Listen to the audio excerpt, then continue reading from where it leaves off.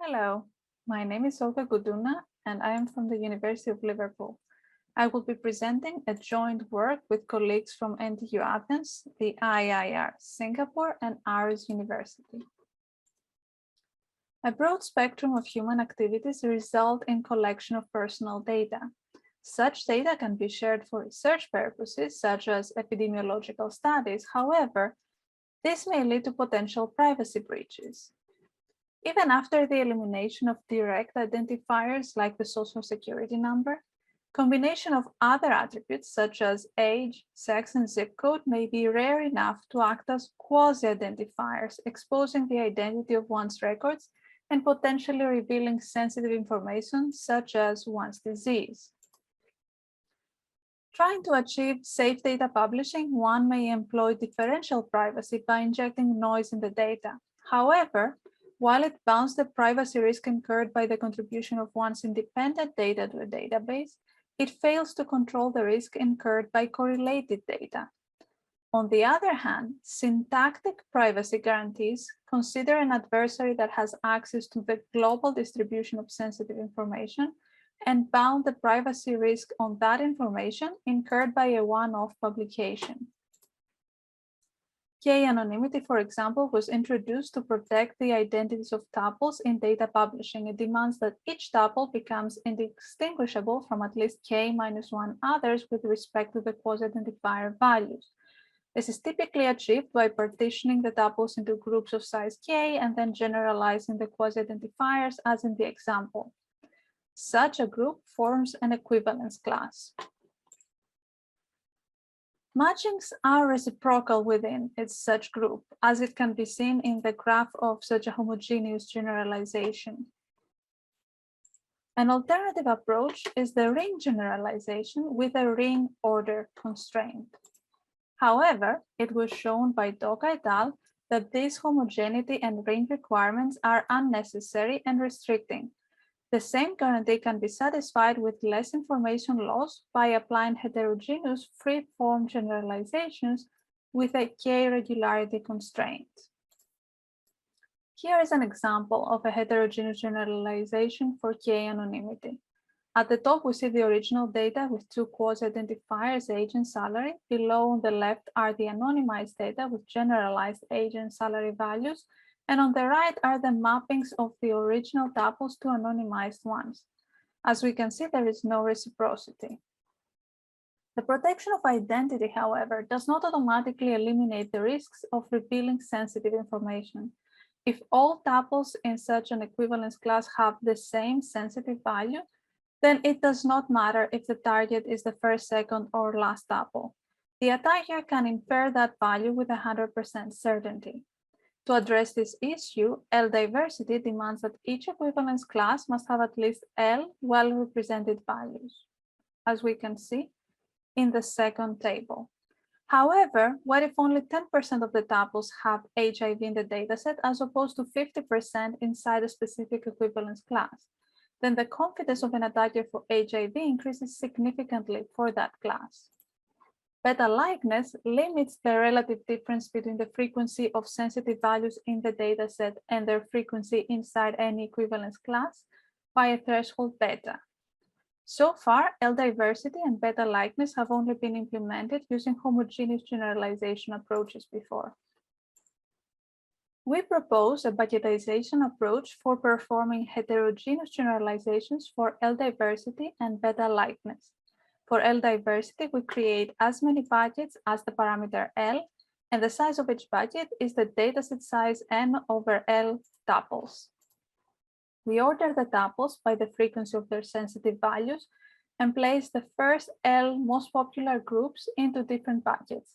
First B, C, D, and A. Then we try to fit groups of the remaining sensitive values into buckets with most available space so that we do not break groups of the same sensitive value as possible. In the end, we make assignments of tuples from different buckets. We use the Hungarian algorithm or two greedy alternatives to map each tuple from bucket 0 to one tuple from bucket 1, one from 2, etc. For example, the orange lines indicate all tuples assigned to the last tuple of bucket 0.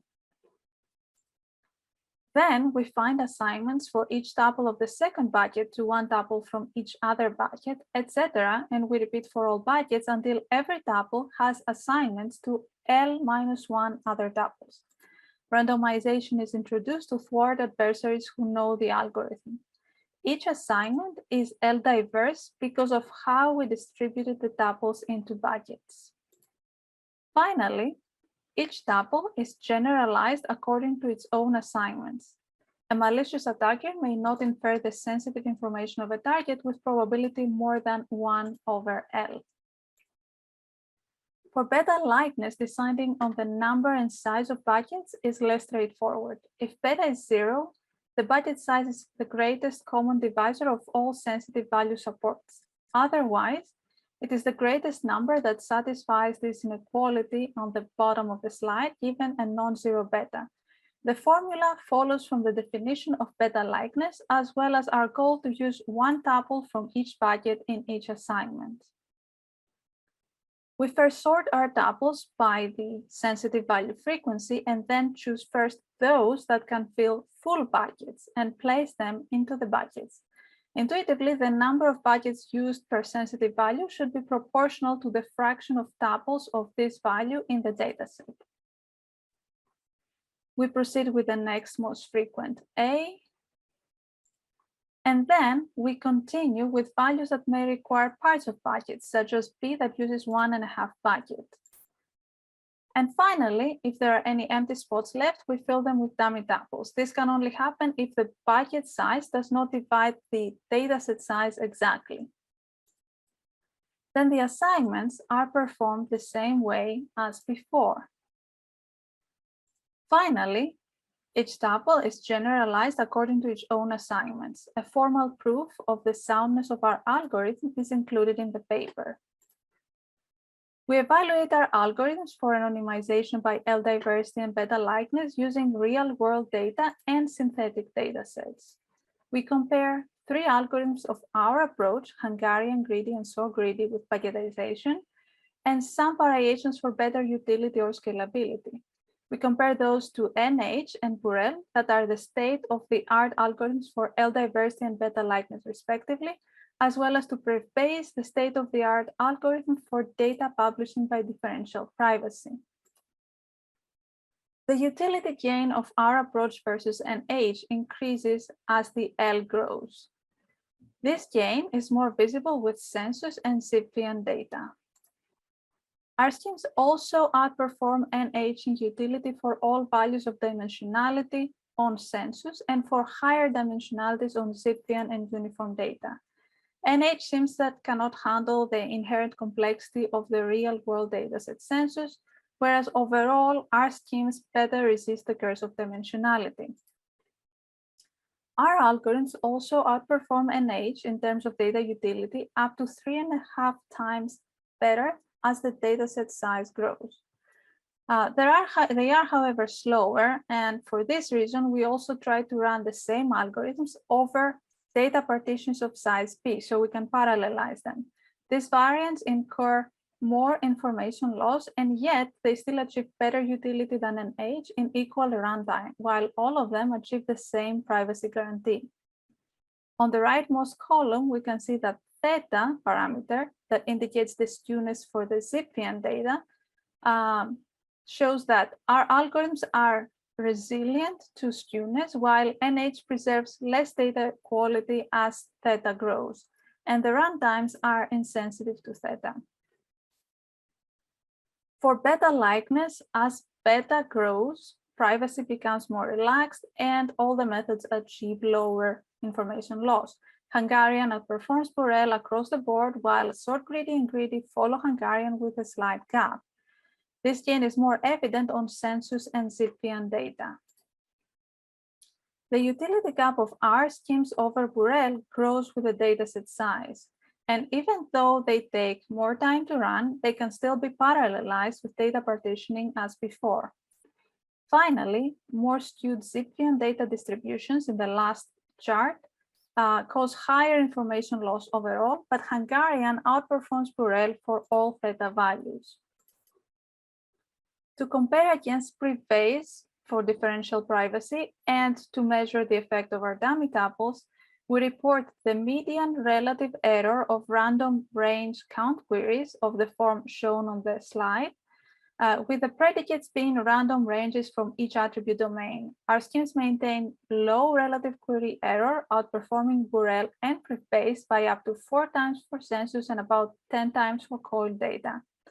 The query error of our schemes increases with lambda, which is the dimensionality of the query, while it decreases as the selectivity of the query grows. We expand the results of the previous figures to the full range of epsilon for PRIV-Bayes and corresponding beta values using a formula we explained in the paper. Epsilon is ln of 1 plus beta. And while on the right, prefix queries show similar results. Finally, we train a naive-Bayes classifier on the anonymous data and try to predict the sensitive values of original tuples based on their quasi-identifiers. We report its accuracy as the ratio of the true predictions over all the tuples. The attack accuracy on data produced by beta likeness algorithms is unaffected by beta. However, PRIV-Bayes becomes susceptible as epsilon grows. On the right, we can see that Laplacian correction improves further this attack accuracy for PRIV-Bayes and Burrell data, yet not so much for heterogeneous beta likeness. In conclusion, we introduced a one-off anonymization schemes that shield sensitive information by heterogeneous generalization using budgetization.